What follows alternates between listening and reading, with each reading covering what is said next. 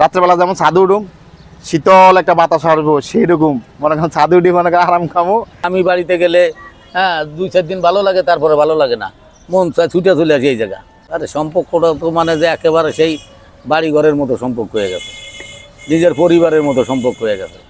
আর যারা গঠন হয়েছে কি যে 35 বছর 40 বছর সার্ভিসিং, সর্বপ্রথম তো এদের বাড়াই দেয় নাই, শুধু খালি থাকছে আর খাইছে। সুপ্রিয় বন্ধুরা, আসসালামু আলাইকুম। আমার সামনে এই যে জাহাজের মতো যে ভাসমান বস্তুগুলো দেখতে পাচ্ছেন, এগুলো হচ্ছে বোর্ডিং, আমরা যাকে আবাসিক হোটেল বলি, সেই আবাসিক হোটেল। এটি তো এক নামে পরিচয় ভাসমান হোটেল, এক নামে পরিচয় ভাসমান হোটেল। ভাসমান হোটেল বলতে এখানে থাকার ব্যবস্থা আছে, আবাসিক হোটেলের মতো। হ্যাঁ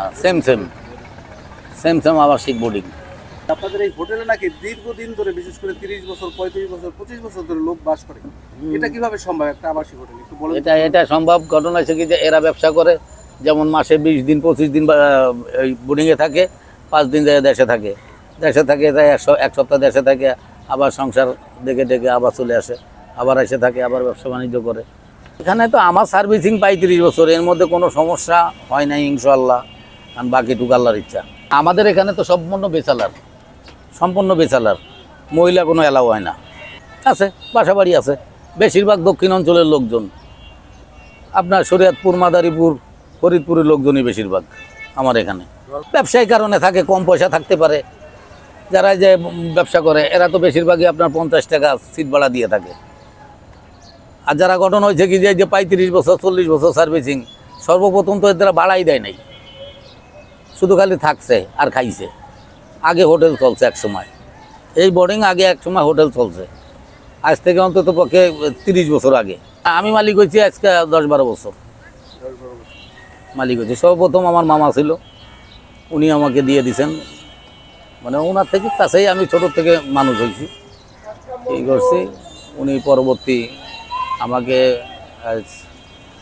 মানে 10-12 বছর হয় আমাকে দিয়ে দিছে যে তুই এটা করে খুলে খা। আরে সম্পর্কটা তো মানে যে একেবারে সেই বাড়ি ঘরের মতো সম্পর্ক হয়ে গেছে, নিজের পরিবারের মতো সম্পর্ক হয়ে গেছে। তো আমি বাড়িতে গেলে হ্যাঁ 2-4 দিন ভালো লাগে, তারপরে ভালো লাগে না, মন চায় ছুটে চলে আসি এই জায়গা। এই যে বাদল ভাই তো 14-15 বছর থাকে। আপনার নাম কি ভাই? মোহাম্মদ বাদল। বাদল ভাই, আমি দেখছি এই যে ফরিদপুর মুসলিম বোর্ডিং, এই বোর্ডিং এ আপনি থাকছেন, কতদিন ধরে থাকছেন? 14-15 বছর হবে। 14-15 বছর একটা আবাসিক হোটেলে থাকছেন আপনি? জি। 14-15 বছর ধরে আপনি কেন হোটেলে থাকছেন? আমার ব্যবসা বাণিজ্য হলো ভ্যান গাড়ির ব্যবসা করি, তো গুলশান সিটির ইসলামপুরে ভ্যান গাড়ির ব্যবসা করি। তার মানে দেখা যায় ভ্যান গাড়িতে রাইতে 2টা-3টা বাজে জমা পাই, তখন তো আর আমার ফ্যামিলি বাসায় যাওয়া সম্ভব না।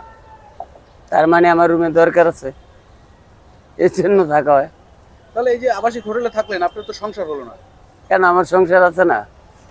দেশে বাড়ি সংসার আছে, আমার তো সংসার আছে। তার মানে আমি হেনে থাকি, আমার এই রুমে থাকতে হয়। আমি ব্যবসা করি হলো রোডের, ভ্যান গাড়িতে কাপড় পাঠাই ঢাকা সিটি বহুত জায়গায়। তখন দেখা যায় জামজটের কারণে রাইতে 2টা-3টা বাজে যায় গাড়ি আইতে, তখন আমার তো আর ফ্যামিলি বাসায় এত রাইতে যাওয়াটা সম্ভব না। তার জন্য আমার রুমের দরকার, এই জন্য আমার থাকতে হয়। আচ্ছা, আপনারা যে ব্যবসা বাণিজ্য করেন, টাকা পয়সা রাখেন, এই ধরনের কোনো সমস্যা? টাকা পয়সা রাখেন? কোনো সমস্যা নাই, কোনো সমস্যা নেই। টাকা পয়সা চোর বাট্টা সিটার এনে থাকে না কেউ, সব ব্যবসায়ী। আমি মনে করি বেটা আমার দেশের বাড়ির মতন ভাই। আমি দেশে গেছি 12 দিন থেকে, 12 বছর মতন কাটাইছি। আমার এই জায়গা অনেক শান্তি ভাই। আপনার বাড়িতে কে কে আছে? আমার বাড়িতে আমার এক ছেলে আছে, আমার ওয়াইফ আছে, আমার মা আছে, বাইরে আছে।